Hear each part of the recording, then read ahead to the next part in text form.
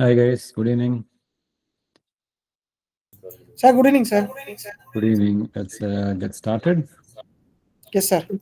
Okay, so today let us begin with the lecture, and towards the end of the lecture, we will look at the assignment 4, quickly on how to solve assignment 4. All right. So till yesterday's lecture, we were looking at solution to elliptic PDEs, right? So we looked at solution to elliptic PDEs.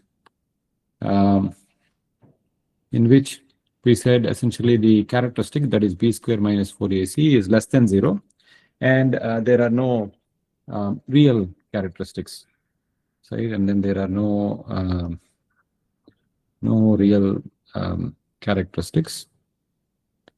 These kind of problems is what we have tried to solve, and we looked at several methods. We looked at the point-to-point Jacobi method. We looked at the Jacobi method, the point Jacobi method, and we looked at the Gauss-Seidel, and we also looked at Gauss-Seidel successive over relaxation. All these three methods, which are essentially fall under the category of iterative methods. And then we looked at a couple of more methods which are in the category of the gradient methods.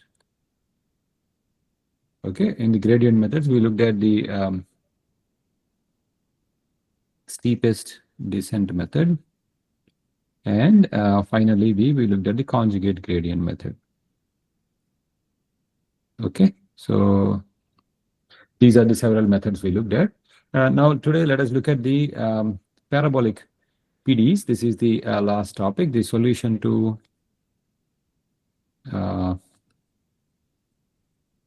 parabolic partial differential equations.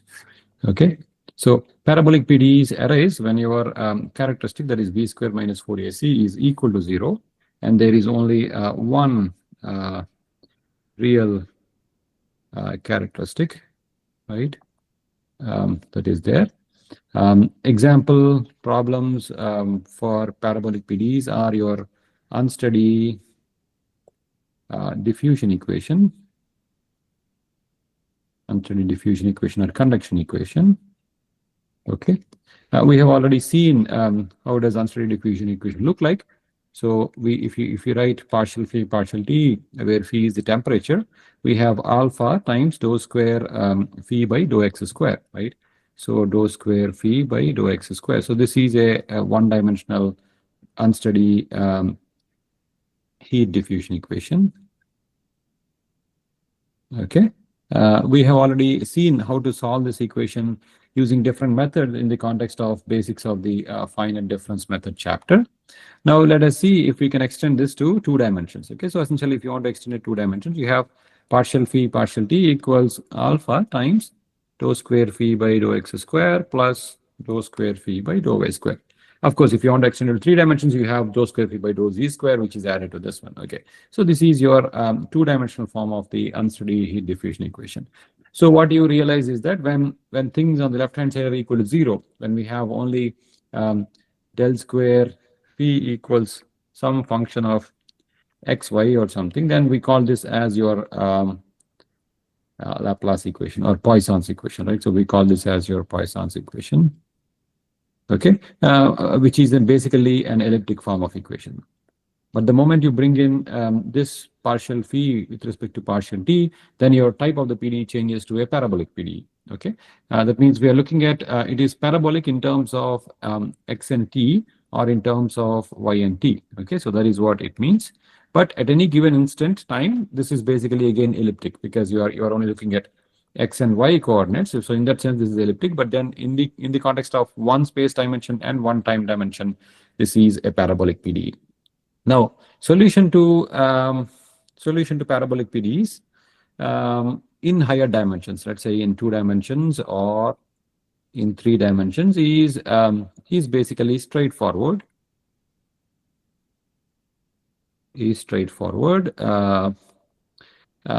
Just like, I mean, straightforward extension of the 1D solutions. Okay, so straightforward extension of 1D solution methodologies that we looked at. if you recall, in the context of 1D unsteady diffusion equation, we said this can be solved using several methods. These methods were either explicit Euler, right, or implicit Euler, or we also said this could be solved using the Crank-Nicolson method, right? So the explicit Euler was also written as forward time-centered space. This is written as backward time-centered space, right? So essentially where we have used the second order central differencing for spatial discretization, and then Euler discretization for time stepping, right? That's what we have used. So when it comes to discretization and solution of parabolic PDE, this unsteady heat diffusion equation in 2 dimensions, using explicit methods such as explicit Euler. So using explicit methods, it is straightforward. Okay. Okay. Now, application of implicit methods is also kind of straightforward. Only thing is that when you apply implicit methods, what we see now is in little while I'll show you. So use of implicit methods basically creates very large memory requirements. Okay. In higher dimensions. Okay, that means in 2D or in 3D, it creates very large memory requirements, which could be overwhelming for it to be solved on a computer. So we'll see why that is the case in little while. Maybe we'll take example of discretizing the unsteady diffusion equation using Crank-Nicolson method, and then show that this is basically quite difficult to be fit on a computer. Okay. Now let us first try to discretize this 1D unsteady diffusion equation in 2 dimensions using explicit Euler method. So let us apply explicit Euler, also known as the forward time-centered space, where we have partial phi partial t equals alpha times dou square phi by dou x square plus dou square phi by dou y square. Okay, so that is what we have. Okay, so wherein, because so before this can be discretized, so we have to first identify a domain, and then identify what are the grid points and so on. So what we have is, let us say we have a domain that is let us say something like this. So that is the domain we have.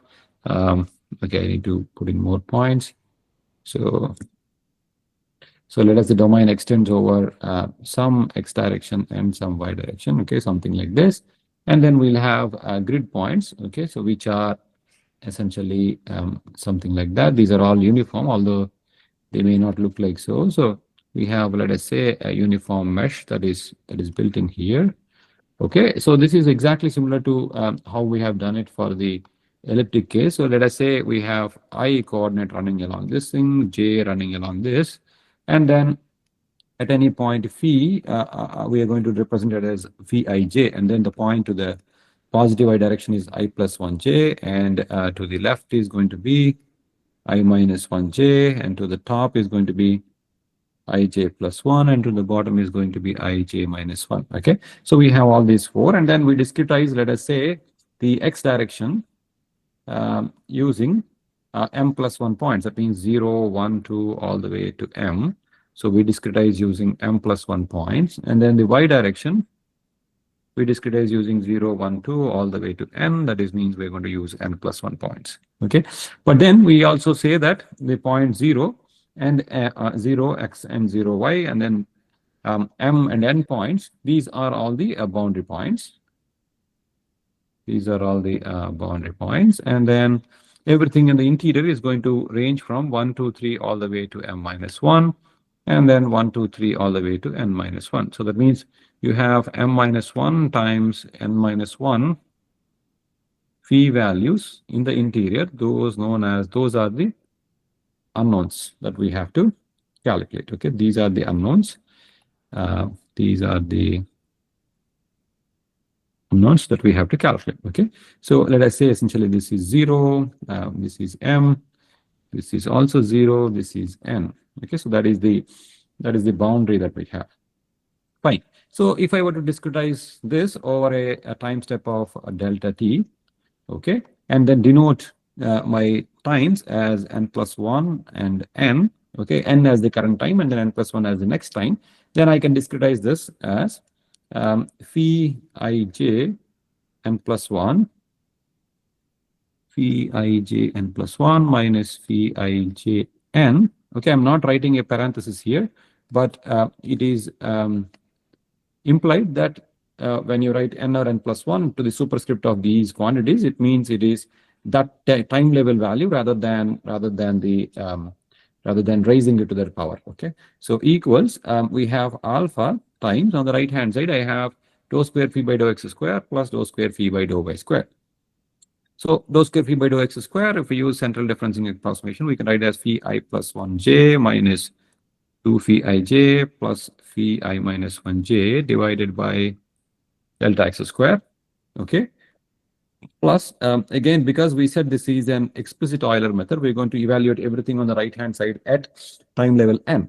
Okay. So similarly, dou square phi by dou y square, we could be written as ij plus 1 minus 2 times phi ij plus phi I j minus 1 divided by delta y square.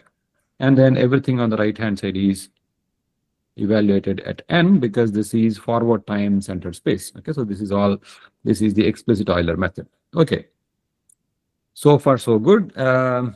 So that means what we need to do, how do we proceed? We proceed with so what we need to solve this problem, we need an initial condition. So that means phi over the entire domain xy for t equal to 0 should be specified as some phi 0 of xy, and then we also need boundary conditions. So we need boundary conditions. So we need boundary conditions for x equals x0 for all time, right? Similarly, we need x equals xl for all time, and then we need phi y equals y0 for all time, and then phi y equals yl for all time, right? We need all the boundary conditions. That means we need conditions on all the four boundaries, right, everywhere. Okay, we need all these boundary conditions and we need an initial condition. So with that, we'll be able to solve this problem. So how do we solve this? We are given what is phi ij of 0, right? This is given over the entire domain. So what we can do is we can substitute for phi ij 0 both on here and everywhere here in the right hand side, and then essentially obtain what is phi ij n plus 1 at a particular grid point, right? So we calculate it at a particular grid point by substituting the values. We have all the four neighbors and the time neighbor. Time neighbor is your phi ij n. Okay, essentially you have all these points, and then you go calculate phi ij n plus 1, then you go and calculate phi ij n plus 1 by 1 like this, right? That is how you're going to proceed. That is how we can solve this. So this is very the explicit Euler method or forward time center space is easy to implement and obtain a solution. Okay. So this is the explicit Euler method. But then we also know that explicit Euler method is we cannot take any delta t that we wish. Rather, it has some stability conditions. So the stability conditions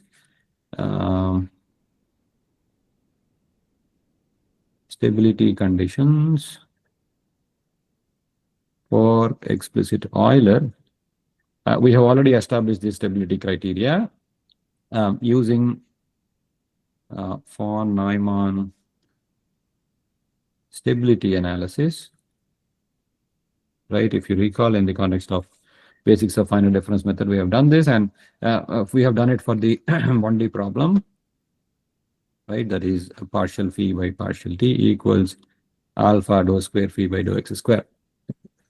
Excuse me. So we have done this for this problem, and where we have used the concept of round off error, right? So we have introduced the concept of round off error.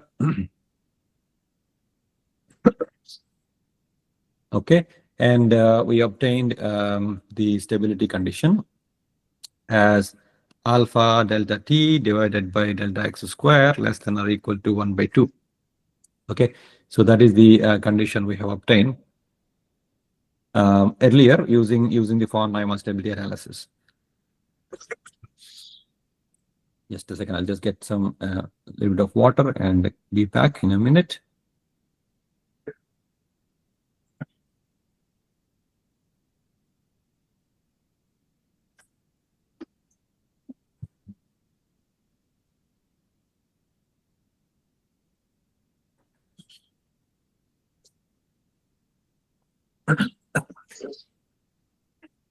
Okay, so yeah, so we discussed this thing, we obtained this formula, right? This is for the 1D problem. Now, what would happen for the 2D problem? So you pretty much have to follow the same steps as we have done, as for the 1D problem. And then if you follow the same steps, and then also, and then what you would do is you would end up with a stability criteria, something like this. You'll end up with alpha delta t times 1 by delta x square plus 1 by delta y square less than or equal to 1 by 2. Okay, so this is what you would get, fine? If you follow, essentially apply von Neumann stability analysis to this particular problem. Now, what does this mean? So let us say if we have a uniform mesh, or if we have a mesh that is equal to delta x equals delta y equals h. Okay, so we have a mesh size of uniform in both directions. Then what does this mean? This means alpha delta t divided by h square. This is going to be same, so this is going to be 2 times this, less than or equal to 1 by 2. That implies delta t is less than or equal to h square by 4 alpha. Here our delta t was less than or equal to so in the case of 1D, in the case of 1D, it was equal to delta t is less than or equal to h square by 2 alpha, right? Okay, whereas here in the context of 2D, you see that this is less than or equal to h square by 4 alpha. So now what you see is that the time step restriction is lot more, or is actually only half of the delta t that you would have taken in 1D would you be able to take in 2D, right? So that means the time step is more restrictive, in 2D than in 1D. Okay. Similarly, if you were to go for 3D, you would get alpha delta t, a straightforward extension, 1 by delta x square, 1 by delta y square, 1 by delta z square less than or equal to 1 by 2. Again, if you were to take delta x equals delta y equals delta t equals h, that's going to give you delta t should be less than or equal to h square by 6 alpha. That means you can only take 1/3 of the delta t that you have taken in 1D in 3D. Okay, when you want to solve in 3D on a uniform mesh. So this suggests that the explicit method is basically more and more restrictive in higher dimensions. Okay. So this is a limitation when it comes to application of explicit method. So this basically points us, or basically tells us, that we should go for implicit methods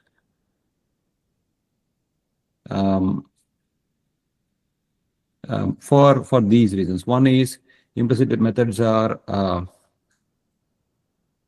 more stable, right? Essentially, they have no stability criteria. So a larger delta t can be taken, more stable. As a result, a larger delta t can be taken, right? The second one is basically that the difficulty associated with the higher dimensions could be avoided, right? Essentially, the difficulty associated with restrictive delta t in 2D and 3D can be avoided. Okay, so this can be avoided. So these basically point us to implicit methods. However, we realize that implicit methods are going to be difficult to apply. So we'll see what is the difficulty, and we'll also see essentially we now in the implicit methods, we know that we have the implicit Euler as one of the methods. The other method is the Crank-Nicolson method. Okay, so these are the two methods that we want to know. I would work with Crank-Nicolson method because implicit Euler is going to be similar, in behavior, except for the delta t order of accuracy in time is going to be just first order accurate. Okay, so so we're going to see in next in implicit methods how to apply them. How to apply and solve using implicit methods. Okay, and we'll also see what are the difficulties associated with it. Okay, and then what is a clever way of solving them. Okay, so we're going to look at these things in the context of implicit methods. Okay, so if I were to solve, let us say apply Crank-Nicolson method to solve for the two-dimensional unsteady conduction or diffusion equation, right? What should I do? Essentially, we have partial phi partial t equals alpha times partial square phi by partial x square, partial square phi by partial y square. So if I were to apply Crank-Nicolson method, how does it look like? So it is going to look like phi n plus 1 minus phi n divided by delta t equals alpha. So I'm not actually discretizing this. I'm just writing it as in a semi-discrete form. So we're going to discretize this as, so essentially this is equal to dou square phi by dou x square at n plus 1. So alpha by 2, right, plus dou square phi by dou x square n plus dou square phi by dou y square at n plus 1 plus dou square phi by dou y square at n, right? So that's what we would do. You would basically take an average of dou square phi by dou x square at n and n plus 1, which is basically giving you 1 by 2 of these two. And then on the left hand side, you're evaluating the derivative at n plus half, right? Because you're going from n to n plus 1, you're centered about n plus half, which is giving you delta t square times step. Okay, so this is going to be the discrete discretization for the 2D unsteady diffusion equation using the Crank-Nicolson method. So that means if I were to apply the discretization as it is on the grid ij, as we have discussed before, so this is going to be phi ij n plus 1 minus phi ij n divided by delta t equals alpha by 2, okay, times what we would get is, you would get phi I plus 1j minus 2 phi ij plus phi I minus 1j at n plus 1, n plus 1, n plus 1 divided by delta x square, plus you'll get phi I plus 1j minus 2 phi ij plus phi I minus 1j at n divided by delta x square. Okay, that is for the first two terms. Then you would get terms which are phi I j plus 1 to phi ij plus phi I j minus 1 divided by delta y square at n plus 1, n plus 1, and n plus 1. Plus you would get again phi I j plus 1 to phi ij Pij minus 1 by delta y square at n, n, n. Okay, so essentially we got, instead of two terms, we got now 4 terms, right? Because you have both n and n plus 1 being evaluated. Okay, so we have this. So that is your discrete equation. Okay, now this is being applied for I going from 1 to all the way to m minus 1. j going from 1 to all the way to n minus 1, and then n, right, going from 0, 1, 2 all the way, right? So that is how we have to solve for this. Okay, so then what would be the, okay, then if I were to, okay, so in this, what are the unknowns? What are the unknowns? Unknowns are essentially, if I were to indicate in red, n plus 1 phi ij, n plus 1 I plus 1, ij n minus 1, I minus 1 plus 1, this, right? So essentially everything that is at n plus 1 is an unknown.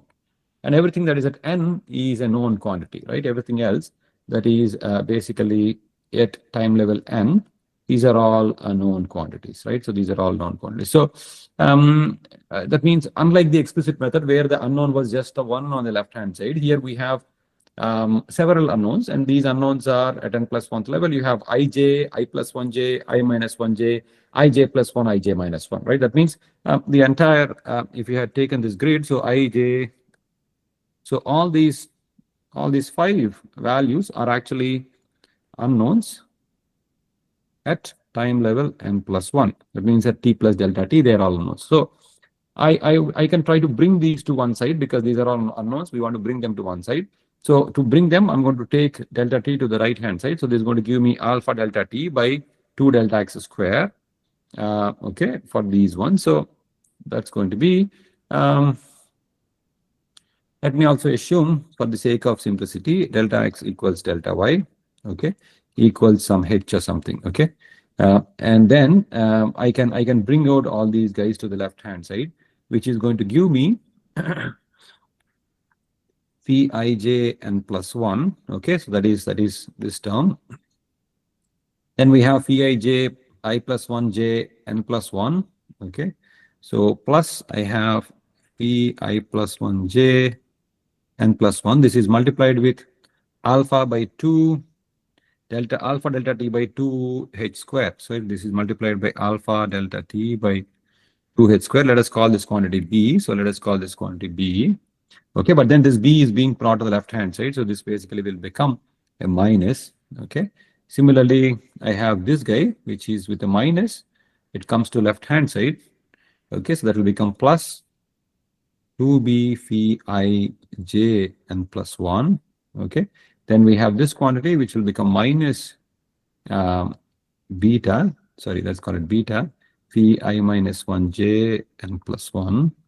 Okay, and then these are n which will remain on the right hand side, and these quantities. Again, this is going to be minus beta phi I j plus 1 n plus 1 plus 2 beta phi I j n plus 1 minus beta phi I j minus 1 n plus 1, right? So essentially these 3 quantities is what I have written. And then you have plus all these quantities on the right hand side, or sorry, equal to on the right hand side, they are multiplied with beta, right? So beta times these quantities, which are nothing but beta times all these quantities. All these quantities are phi I plus 1j plus phi I minus 1j minus 2 phi I j plus phi I j plus 1 plus phi I j minus 1 minus 2 phi I j.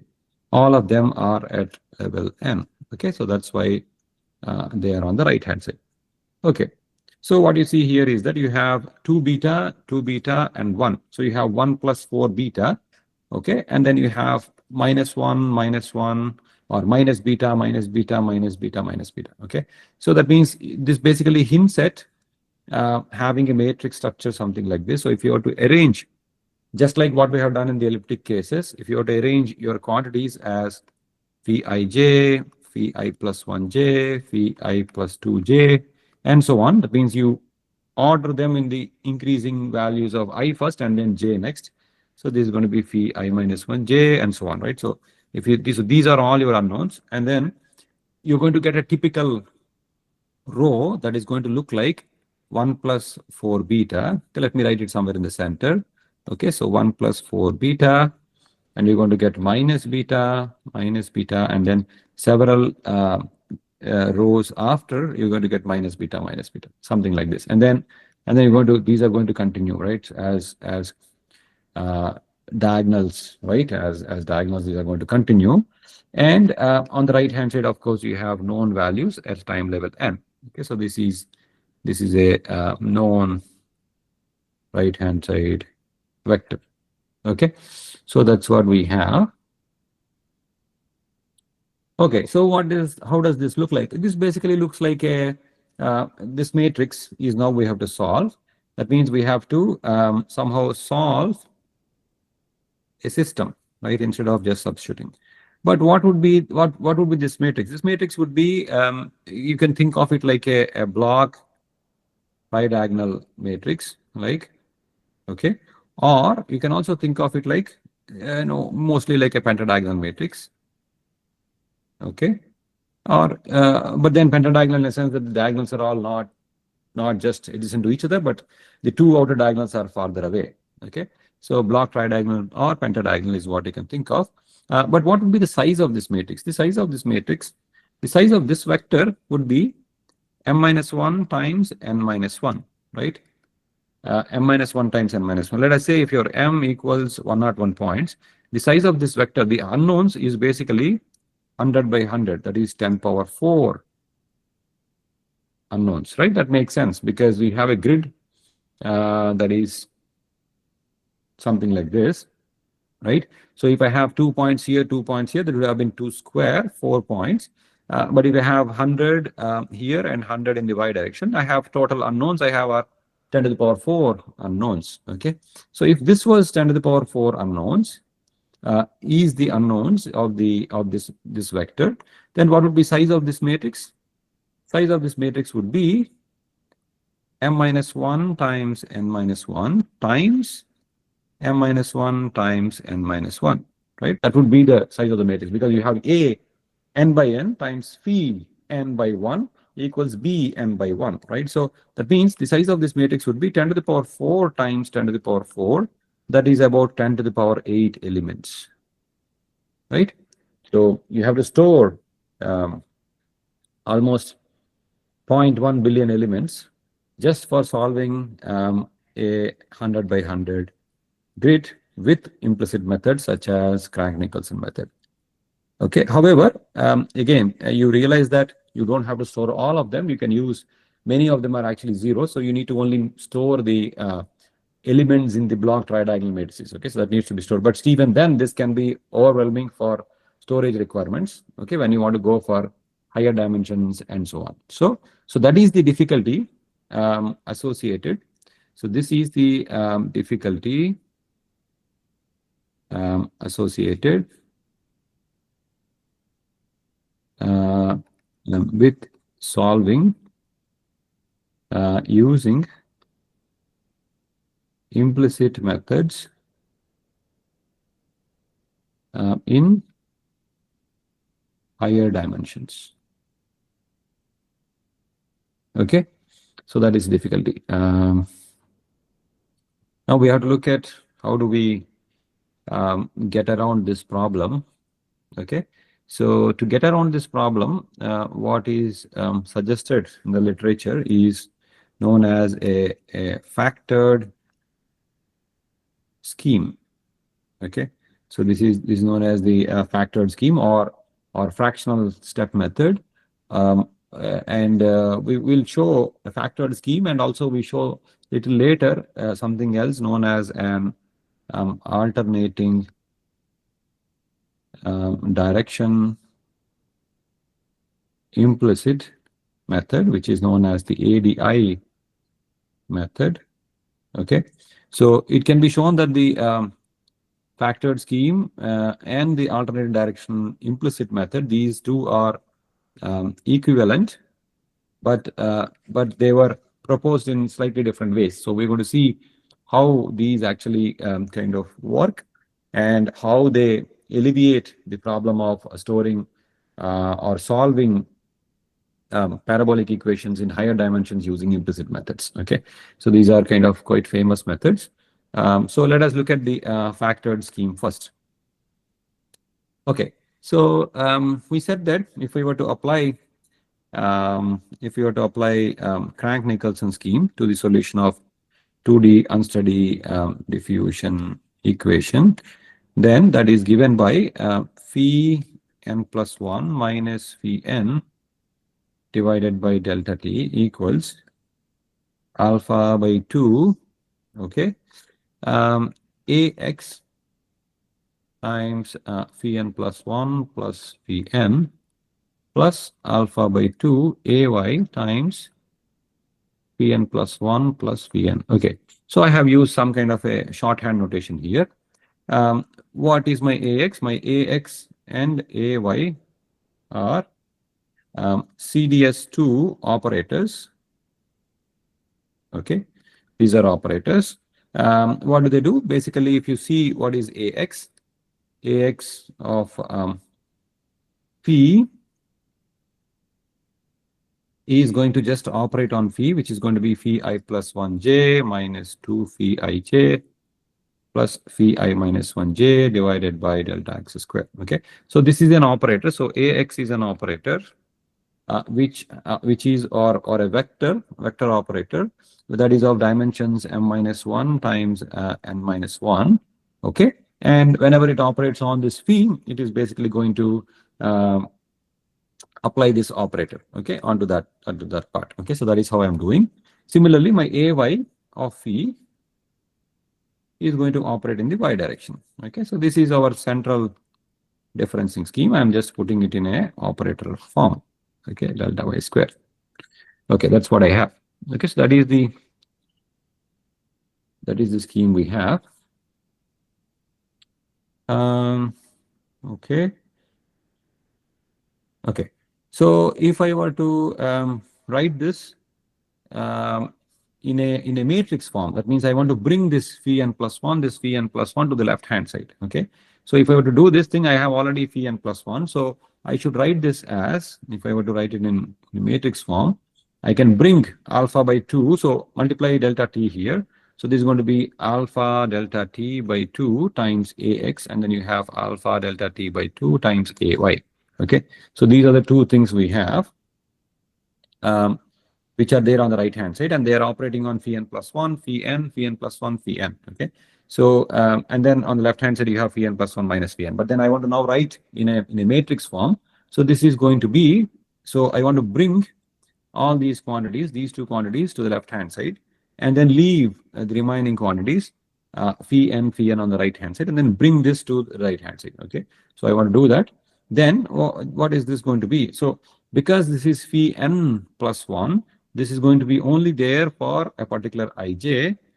So my operation is going to be, because it is for a particular ij, it is going to be an identity matrix, right? So I can write this as alpha I minus alpha delta t by 2 times ax minus alpha delta t 2 times ay. Okay, so that is this guy and this guy coming to the left hand side, and they are all operating on phi n plus 1 equals, on the right hand side again you get an I matrix, right? So this is going to be only on the ijth values, and then you're going to get plus or minus, so essentially plus alpha delta t by 2 times ax plus alpha delta t by 2 times ay times phi n. Okay, that is what we get.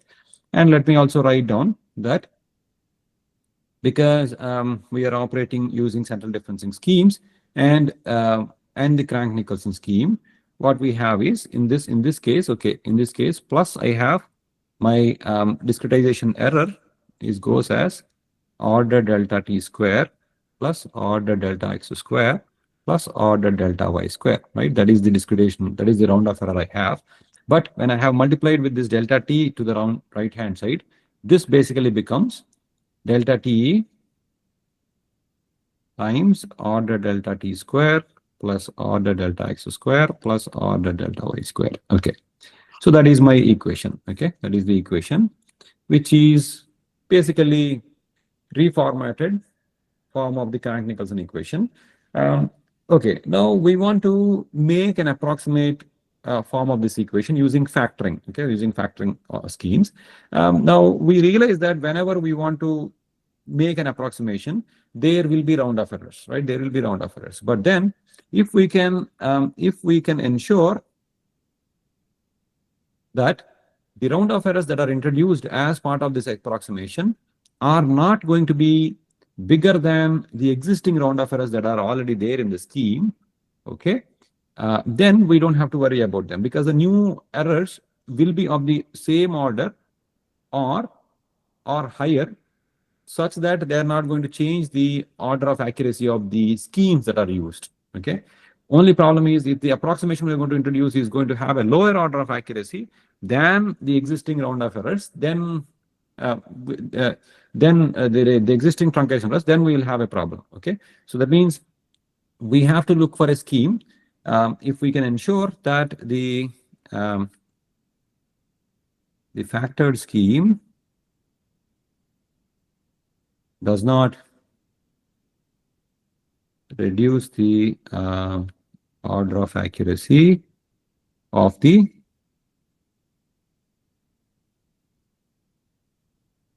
existing discretization. Okay. If this is ensured, then we can say that the new scheme, which is going to be relatively easy, will not change the formal order of accuracy of the scheme. Okay. So that is the idea here. Fine. So I will now pause here. So we are in the factored schemes or factoring schemes. I want to kind of look at the assignment problem that is given to you. Okay. So the assignment problem was, okay. So maybe I can take a screenshot or something. Okay. So the assignment problem is, the first one is here.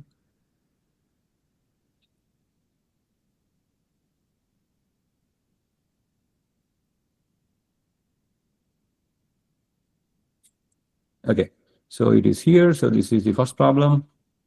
First problem is you are given a ODE, that is y prime equals f of y. Okay, so y prime equals, either you can write it as dy dt or dy dx, is equal to f of y. Okay, f of y. This is simpler than what we have done in the class. We have looked at dy dt equals y prime equals f of t comma y. Okay, so this is what we have looked at, but then this is much more simpler. So you will not get extra terms as such. Okay, so then what you have to do is that you have to basically determine the coefficients. So all these coefficients you have to determine, that is beta 0, beta 1, k0, k1, sorry, omega 1, omega 2, right? You have to determine all these 4 coefficients, not k0, k1. Okay, you have to determine the coefficients omega 1, omega 2, beta 0, beta 1. How do you approach this problem? I mean, essentially, you have to expand these guys using Taylor series and then substitute them here. And then you have to also expand y prime in Taylor series and then compare this resulting equation with, not y prime, you have to expand yi plus 1 about yi in Taylor series. And then compare these two term by term, and then basically get expressions for omega 1, omega 2, beta 0, and beta 1. Okay. So in doing so, what you will have realize is that it is going to be much easier. For example, let me write it here. So let us say your yi plus 1 is going to be yi plus h times dy by dt, right? dy by dt plus h square by 2 factorial, d square y by dt square, h cube by 3 factorial, d cube by dt cube, and so on. So dy by dt is directly equal to f, right? You would get f. When it comes to d square y by dt square, you can write this as d by dt of dy by dt, which is equal to d by dt of dy by dt equals f. But then d by dt can be written as partial t of f plus partial y of f times partial y by partial t. But then we realize that f is only a function of y. Okay, f is not a function of t and y, but y could be a function of t. So as a result, this e goes to 0. So what you end up with is dou f by dou y. This is f sub y times dy by dt is your f. Okay, so you only get one term. Earlier we were getting terms like dou f by dou t. So you were getting ft plus ffy. Okay, but now you will not get that term. Okay, so this is much more simpler problem. Okay, and then of course here also you can substitute. Okay, when you write k0, so essentially expand this entire thing about f of y. Okay, about f of yi. That means you're going to use beta naught k1 as your step, right? So you're going to write, for example, k0 equals h times this thing. Let me expand it here. So k0 equals h times f of yi plus beta naught k1. Okay, that is equal to h times f of yi plus beta naught k1 equals h times f of y again, beta naught h times f of yi. So this is f of yi. So this is f. So so essentially now you have to expand this guy. So f of yi plus beta naught hf, that is going to be f of yi plus beta naught hf dou f or df by dy, okay, plus beta naught hf square by 2 factorial dou square f by dou y square, and so on, right? So dou f by dou y is going to be simply fy. This is going to be fyy, right? Because it's only differentiation with respect to y. So that is how you would do it for this term. And then similarly, you would do it for k2. You have to include multiple terms. And then once you have k0 and k2, yeah, so k2 depends on k0. So plug in k1 and k2 into this equation. You will get one equation for yi plus 1. The other equation is the Taylor series that I have written here. And then you would compare term by term. Okay, that is going to give you what is the maximum, you get the coefficients which will maximize the order of accuracy. Okay. Any questions on this problem?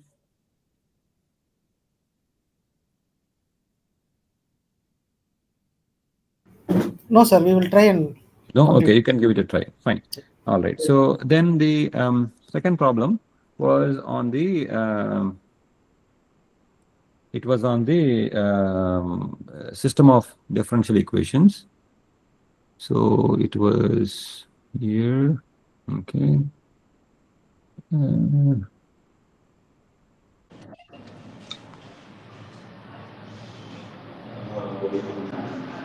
Okay. Sir, just one clarification in the first question itself. Yeah. Suppose if I assume that the y is the function of what I mean is t and x both in that way. Okay. Yeah, x and y. X and y. So y dash is equal to fy is written as I suppose, right? So suppose y is a function of t and x both. Even if we solve with that math, expand in that way, even if we do this problem that way, we should be getting same number if I'm not same answer if I'm not wrong, right, sir? You must Because be I getting tried it that way actually. and I could find some numbers. So then hence You will get it. Yeah, I think you will get it. I'm not sure if it is going to be. it's a bit complicated, sir. I had to Yeah, it'll refer some get more textbook. complicated. That's all. Yeah, I had to refer some textbook, but I could do it taking some help from the textbook actually. So I'm getting some answer, which is probably I will check once again, but yeah, you can check with from the both ways. It may be. I don't know whether you'll be able to solve it that way. I think you may be able to solve it. Yeah, it is solvable, sir. It will solvable.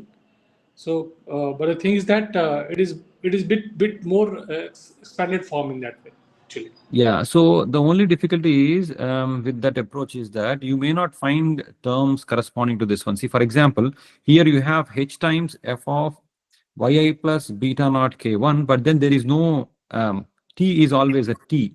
Ti is not incremented with something, right? Okay. So I think you will probably be able to still get it. See, if you remember RK4, all those methods where we had t plus something as well, t plus h by 2 or something like that. So those are not there here. So in that sense, maybe it will still work because, I mean, you will include them in the expansion of yi plus 1, like that. But then here, you will not have any t-based expansions. So I think it would be just sufficient to use just f of y. Okay, you try for both and then see, if you are getting actually an answer. Sure. Yeah, but that is the more general. What you're saying is correct. I mean, what we've done in the class. assuming it to be function of the independent variable Yeah, and but the it makes dependent it variable. makes it very difficult because it goes Yeah, it will because of the three, terms. It 4 will pages basically goes. become quite Yes, difficult. Yes, yes. Too many terms. Yes. Okay, sir. Fine. Okay. Okay. Yeah. But sir, Okay. suppose this type of problem comes in the exam, we'll all fail, sir. I'm sorry for that, sir, because I have to struggle with this problem for 2-3 days to solve this. Actually. Yeah. Yeah. I mean, we'll see. Yeah. So, but okay, we'll come to that. Sure, sir. Sure. Sir. I'm sorry Yeah. to Yeah. just. It was just in latter notes, sir. I'm sorry to just mention it, but it was just. No, that's okay. The thing is, I mean, it is a tough problem, when you do, but then it's okay. See, on a different aspect, so see, final exam, if I were to say, it will be, I mean, I have not set the question paper yet, but Ji, it will sir. be definitely slightly tougher. Okay, I mean, the midterm you had was kind of way too easy. So expect the final exam to be slightly on the tougher side. I mean, Sure, sir. not tougher side. Okay, it will because you have to kind of think and apply, do, okay, and then maybe some derivations or something like that, and also it may be slightly lengthy also because it's a 3-hour exam, so you end up doing a lot of problems. I mean, the idea is that now with the assignment scores and the midterms, I see that all of you are kind of clumped together into one place now. Hopefully with the remaining 2 assignments and with the final exam, I want to kind of distribute you. So who has learned how much will basically show up when you write this thing across different tough levels of questions that are there in the question paper. So Sure, I think sure, sir. hopefully Yeah. I want all of you to kind of distribute with the final exam so that it will be nice to see that separation.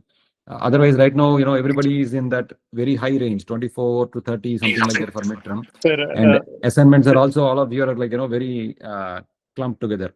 So, Sir. but that's not ideal, right? So, so we'll see. So final exam, just I mean, one expect it request, to be. one request actually, because I think all of us are like working actually, and if it is kind of not too tough, and at least maybe some kind of a medium tough would be No, good. it will be, there'll be both kind of problems. I mean, but then the only thing is that I will not make it tough to, see, my intention is not to fail you or not to give a tough question paper that you can't answer. That is not the intention. But the intention is, see, midterm, I made it kind of very easy because you should know how to solve it, get used to it and all those things. So final exam, because it's for 3 hours, it will be a little longer. Okay, that will be there. But then there will be questions which everybody can answer. So essentially, depending on how much you have prepared, you will be able to answer certain questions, so for example, let us say out of 6-7 questions I have, maybe if you have prepared some 50% of the course or something, you will be, let us say, if you have listened to all the lectures, you should be able to, or solved all the assignments and listened to the lectures, you will be able to solve, let us say, 50% of the answer sheet, all the questions. And then if you have done a little more, you probably will be able to solve 70%, and so on. So that is how I'm kind of expecting. But let us see. So it should be fine. I mean, all of you will be able to answer it, but then sometimes there can be tricks, so that you have to watch out for. And then, of course, how you apply. Yeah, Sure, sir. I'll take a look at that. Anyway, it is going to be relative grading, so it doesn't matter. If the highest mark is going to be, out of 100, if it is going to be 80, we're going to start from there. So nothing to worry. If it is tough for one person, it is tough for everybody. So not in that sense, So in that sense, it is basically the same for everybody. But what I want to say is that expect different levels of questions. I mean, not just application, like what we have done in the midterm, where this is the formula, do it this way. Okay, not just like that. There can be some questions. Okay, but then I don't want all of you again to solve only that part of the questions which are very easy and then leave all the remaining questions. That is also not good, because in that sense also all of you will again kind of clump together. So hopefully prepare well so that you all of it can answer different questions in an innovative way, or find solutions or something like that. Yeah, I hope it is clear what I want to say. Yes, sir. We will ready, sir. Not an issue, sir. Yeah, I Hello. think it will be good. It will be nice. Yeah. Sure, sir. Okay. Thank you. Hello. Yeah. Sir, I got your point, what you're saying. So if I remember, there was one assignment with the mark number kind of things, Correct. which was which had a additional sub case topic of the sound also. If that is what is you are expecting, then could we have a list of topics that uh, comes close with those things, so we are at least familiar before we take up the exam? No. Which topics in a sense? In the assignment question, mark number and other similar questions were asked as an application-based questions, right, sir? The Right. topics where we can implement these numerical concepts, if you could list it down, we could have a brief look before the exam. Oh, I see. So you mean to say the physical problems where the numerical methods Correct. can be applied? Correct. No, don't worry about them. I will not make it so much new physics or something. It will be directly from what we have learned. Okay. Okay. Yeah. So even if it is something new, I will give enough description that it is, you'll be able to understand what we are trying to do. Okay. Yeah. Sure, sir. I mean, you don't have to learn new physics to solve these problems.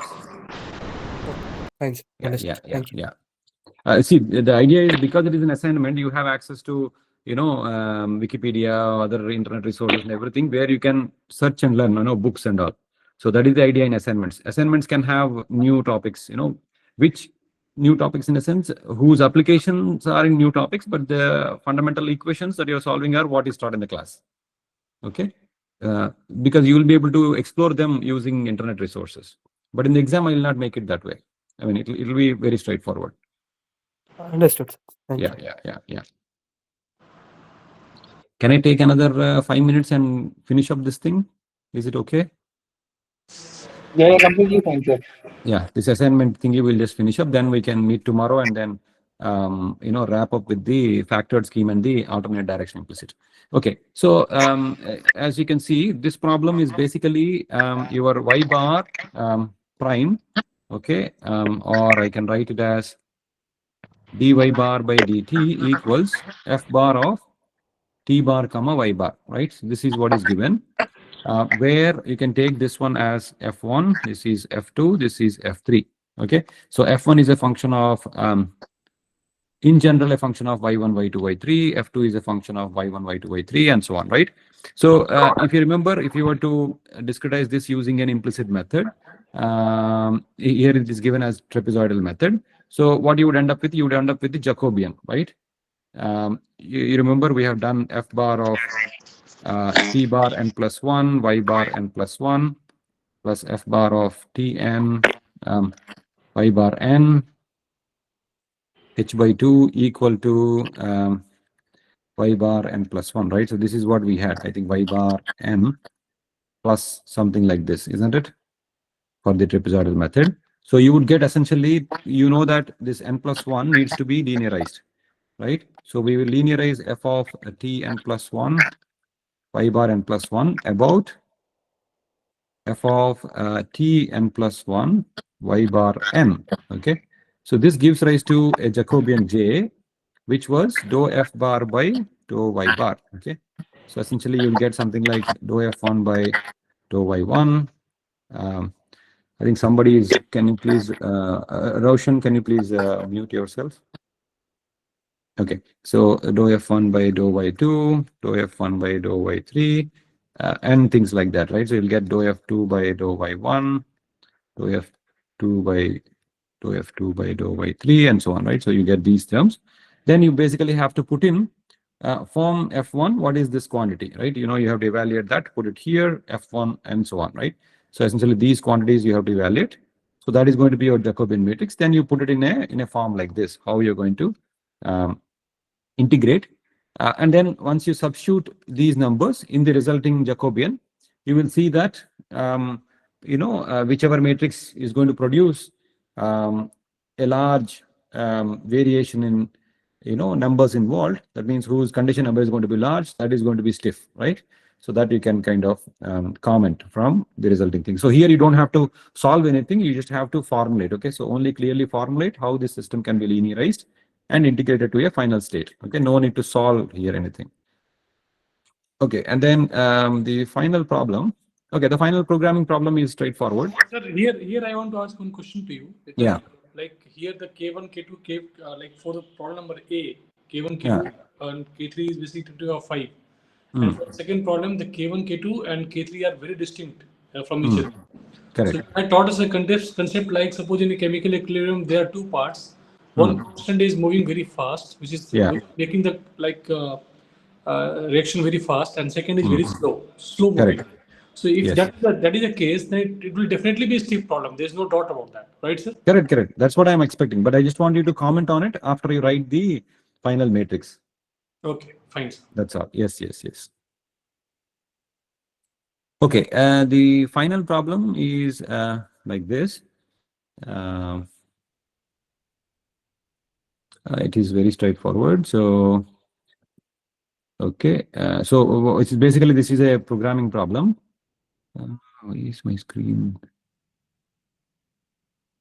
Okay, I don't know why this is not super. Okay, fine. So, okay, maybe 1 second. Okay, I think it's too small or something. Okay, so let me just take another screenshot.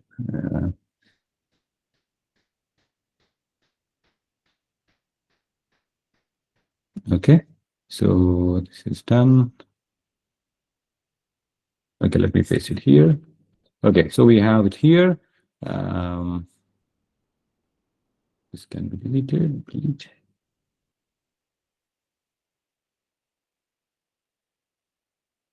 Okay, we'll not worry about this. Okay, so we have this one. So what is given here is you are given dy by dt equal to something on the right hand side. This is a function of t comma y, okay, as before. Now, the exact solution is also given. That means you will be able to plot this.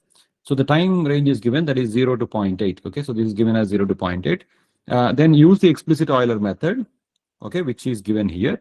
Okay, I have given in terms of xi yi, but you can write in terms of ti yi, okay.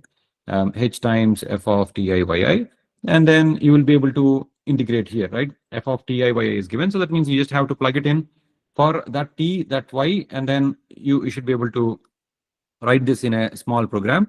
Similarly, I plus 1, so this is going to be ti plus 1, yi plus 1. This also you'll be able to, I think if you get yi plus 1, you can take it to the left hand side, okay, and then solve for it. I think it will be straightforward because this is a linear problem, so you can easily take it to the left hand side.